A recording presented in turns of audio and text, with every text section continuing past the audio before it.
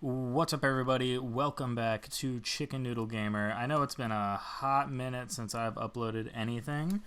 I still got some big videos in the works. I know I've been saying that for 6 years now, but it's true. And those will be coming at some point in time, hopefully soon. But for now, I want to talk about Metroid Prime 4 because I just beat that game and it's divisive as fuck, to say the least. This is completely unscripted. I just want to rant about something for a second. This game has been so divisive and most people fucking hate it. And in all honesty, I could understand why. You know, you're waiting 20 years expecting something to be like Metroid Prime, and then it comes out and it's more like a Zelda game. I get it. But personally, I loved Metroid Prime 4, beginning to end. The only part that sucked was the fetch quest in Soul Valley, you know? But what can you do? But more specifically, I wanted to make a video about Sylux and the story of this game. And this is going to be a short video. I'm just going to rant about something because I'm really annoyed. I think the story in this game is great.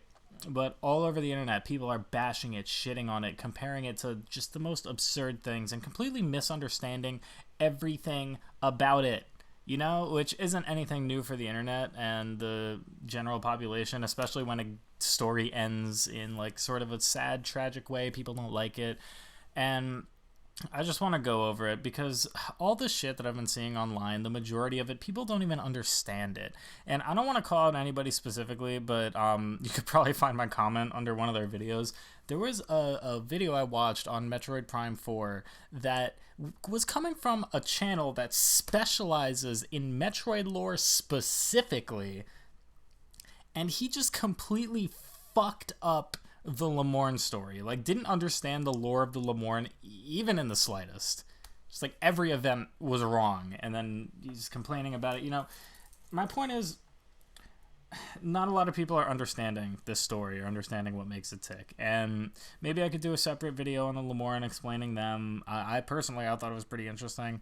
But right now I want to focus on Sylux, you know? So Sylux is the main antagonist of Metroid Prime 4 and has been around for 20 years now, which is insane for a Nintendo game. Yeah, this is the dude. He first debuted in Metroid Prime Hunters, and he was like an absolute nobody character because he was one of 6 hunters.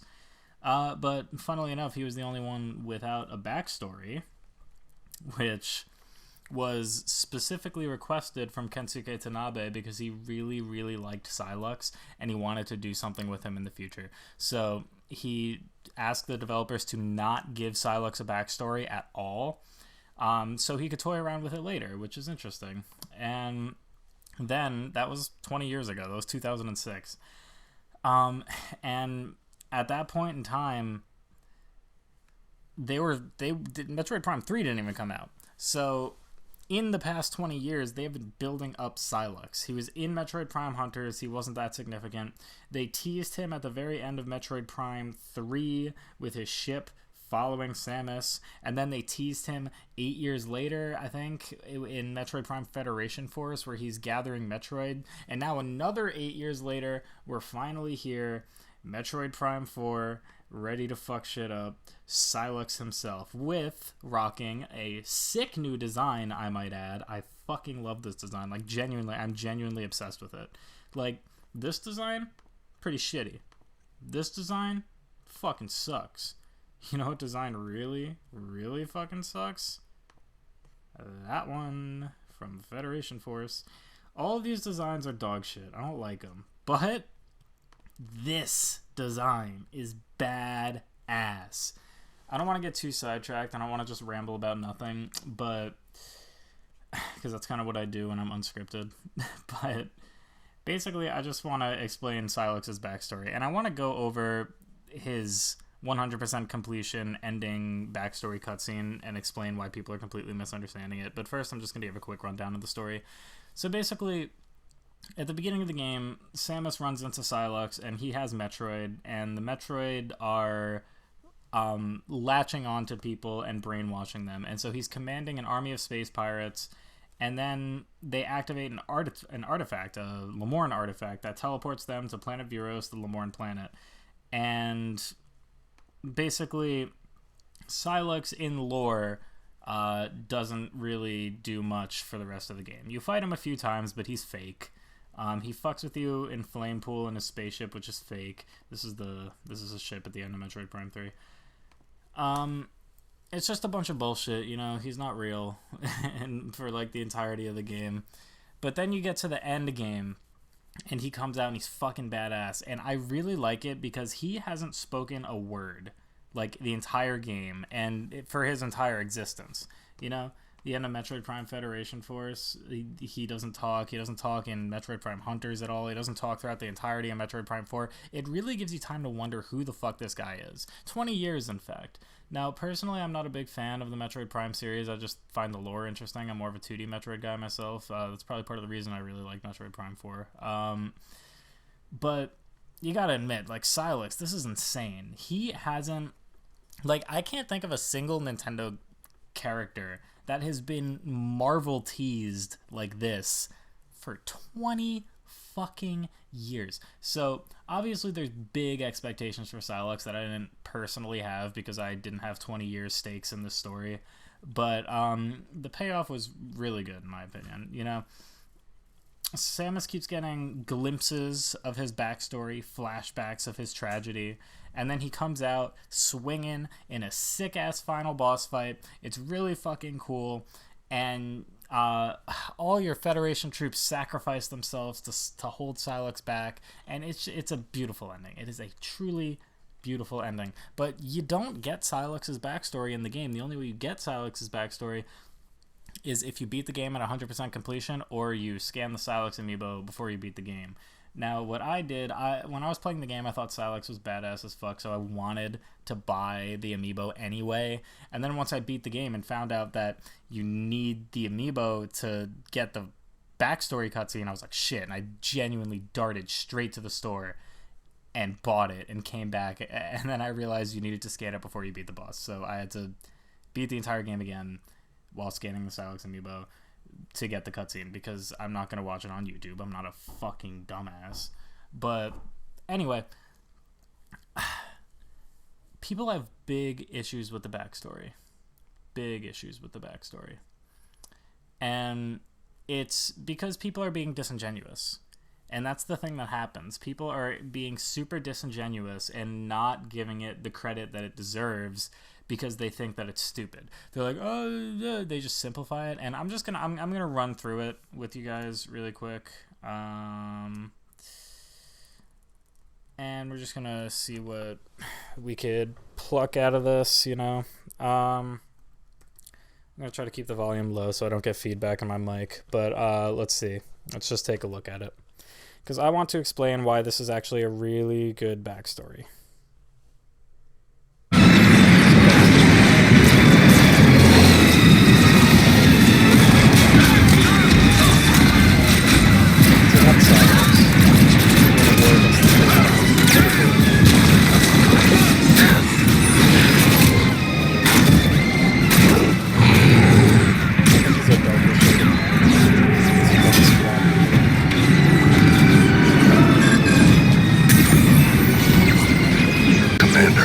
What are you doing?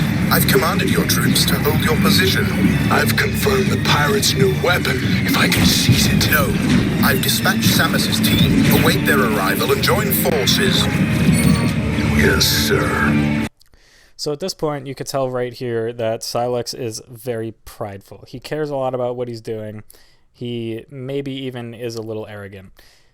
He's commanding a squad. The squad has a plan to seize the weapon, presumably for the Federation, because it would make no sense for it to be just for Sylux, because since he's a Federation trooper, that wouldn't make any fucking sense, you know? He's literally a Federation trooper. So in my interpretation, he wants it for the Federation. And now his commanding officer is basically saying, no, hold back, Samus is going to do it. Orders.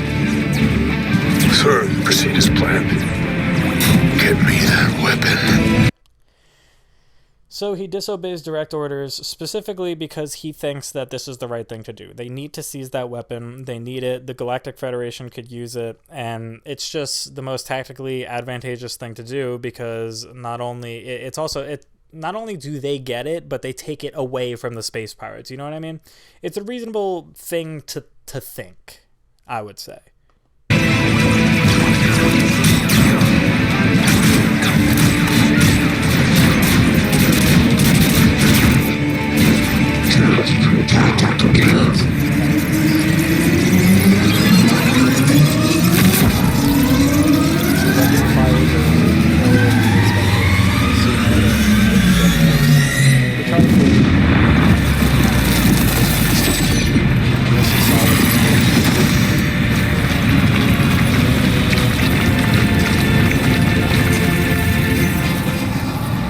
Now this is a bit of a time jump. He's down, you know. He's probably knocked out because we're going to see him come to in a second.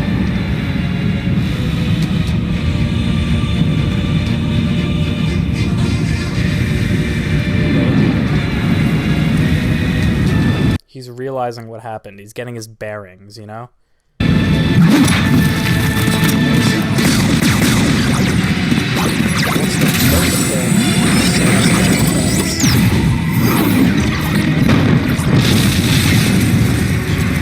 Obliterates the weapon that Sylux wanted. Right? Now, this is where people start to have a problem. Because they take it the most surface level way. They'll just simplify it and be completely disingenuous and be like, oh, wait a minute. So Sylux is like a super evil bad guy because he was a fucking dumbass and wanted a weapon and then Samus destroyed it and that's why he hates the Federation and Samus? And it's so dumb. I hate that argument because I see that argument all the time with a lot of media and stories, because what people like to do when they don't like something is they'll simplify it to one sentence and make it sound stupid. And literally any fucking story, will sound really fucking dumb if you simplify it to one sentence.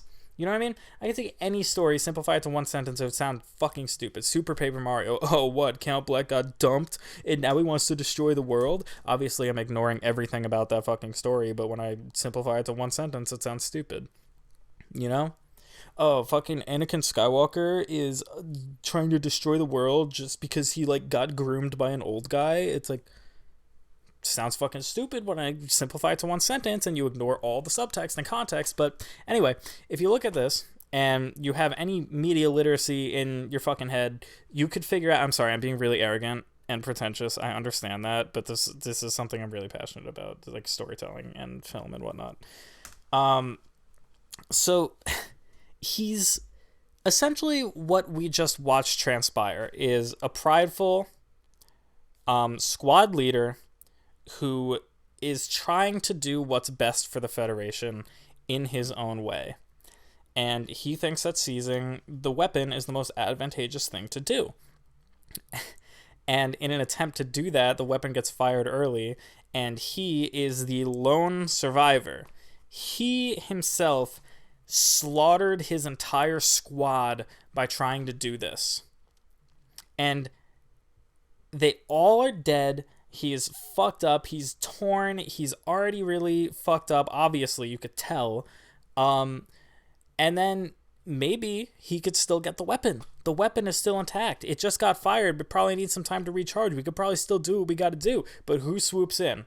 Cocky Samus Aran, at least in his eyes. And what does she do? She obliterates and destroys the fucking weapon. So now his troops died for nothing. He's going to lose his job for disobeying orders, and his life is going to be in ruin, all for nothing. And he gets no glory because Samus came and stole it, you know? And when you are in the moment, when you have gone through this tragic thing, and sure, you fucked up, but due to survivor's guilt, obviously, a classic textbook trauma response would to project blame. And in his eyes, as you're going to see, he's going to blame Samus and the Federation for not understanding things. Let's see, and this right here. Fucking beautiful. And he literally and figuratively, right there, has all his soldiers' blood on his hands. Right there. That is a broken, war-torn man. Everything went wrong in his life in 1 second. He killed dozens of men accidentally. And everything that was in pursuit of is now destroyed because of Samus. Alright? Everybody likes to say that they love show don't tell storytelling until they're disingenuous and can't understand what a fucking story is trying to say when it's showing and not telling. You know? And I just find it really, really fucking annoying because you don't need any more than this to understand where he's coming from. And obviously in Metroid Prime 5, they're probably going to expand it more. But, like, you don't need more than this. You know? This is why people say media literacy is dead. You don't need Sylux to look at Samus and be like, Samus! Oh! My entire squad is dead! All in pursuit of the weapon! And you destroyed it! My team has died for nothing! And I'm going to lose my job because of you, Samus. You will rue the day you've done this, Samus. You don't fucking need that, okay? You don't need that. Because this tells you all you need to know. This shot, with the context of everything that happened prior, this shot tells you everything you need to know. Everything. And people can't accept it. And I understand to a degree because we've been waiting 20 years and we have to basically sum it up in 2.5 minutes. But this shot is fucking beautiful.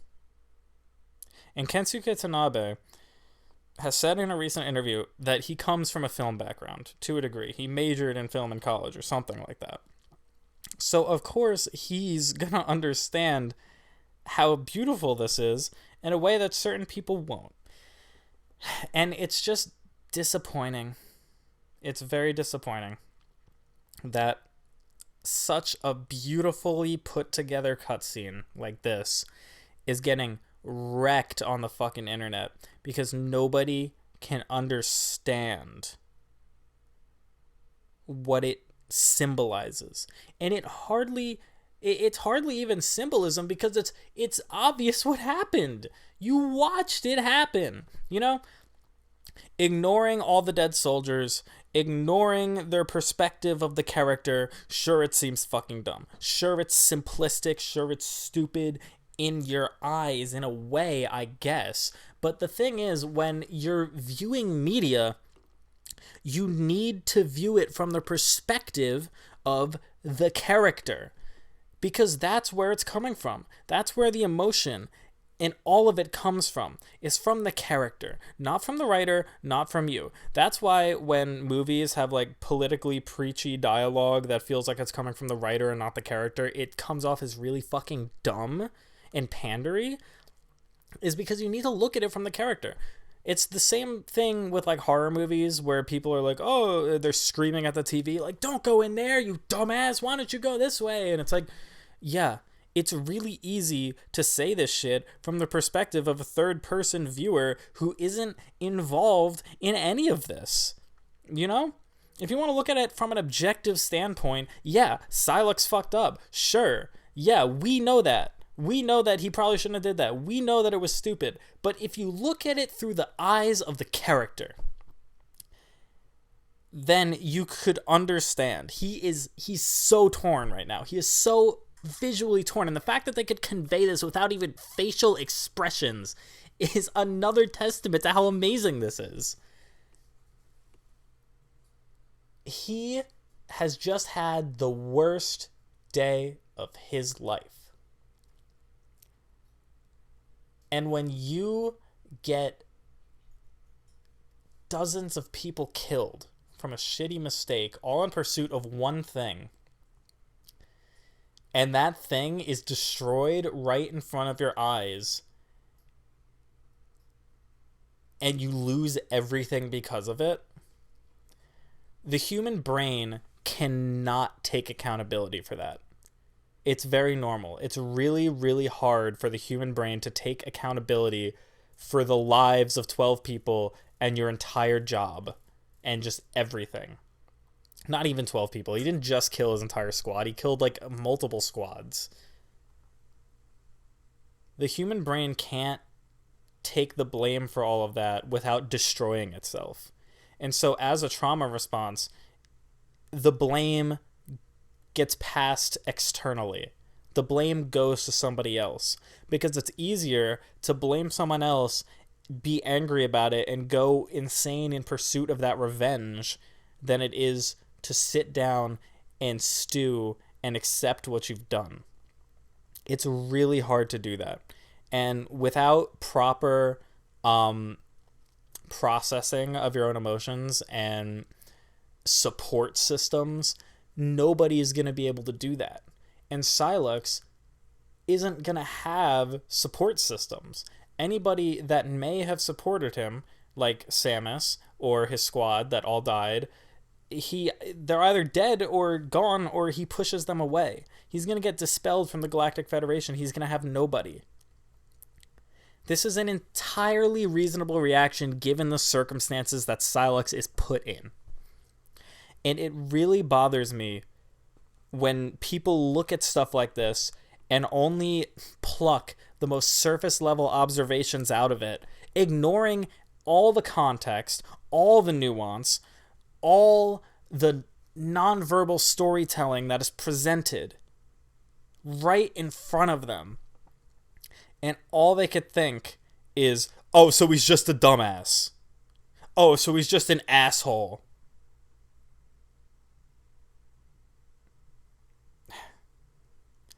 You can hold your own opinions.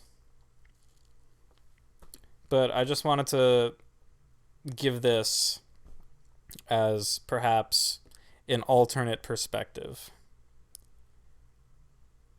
And I definitely did not convey it in a particularly palatable way. And I apologize for that. Because when I'm fucking screaming at you, essentially calling you stupid for not seeing this the way I see it, I sound like a complete piece of shit, and I get that. But just take this into consideration the next time you play a Metroid Prime 4, if you do play it again. Or when you play it for your first time, even though I just spoiled everything for you. It's a really good story. Maybe the Lemorne history isn't as in-depth as the Chozo history in Prime 1. Or the alien history in the fucking, the Luminoth in Prime 2. Maybe it's not that in-depth. But it's a really good story. And not even to mention, I didn't even get to this part, Sylux is ultimately the dark parallel to Samus. Sylux is a Dark Samus more than Dark Samus is Dark Samus. Sylux is a person that just went through a tragedy and has the means to acquire a power suit on the level of Samus, as he obviously does. And instead of doing the right thing, like Samus does, after a tragedy, he does the wrong thing. Sylux is a beautiful representation of what Samus could have become if she chose revenge. And that is, again, beautiful. And I truly do respect Kensuke Tanabe on a lot of levels for doing that, along with the ending. The ending was really touching to me personally. and it's really good, in my opinion. And I just want people to appreciate it. In the sense of the Lamorne story, I also really appreciate how every single area is very integral and important to the story of the Lamorne. I can make another video on the Lamorne if literally anybody watches this. I don't have a big following in the slightest, so I doubt that this will blow up, but I just want to get my thoughts out there. And thanks to anybody who's watching. Subscribe if you want to hear a bunch of other opinions on stupid menial shit like this. I am planning on releasing more videos.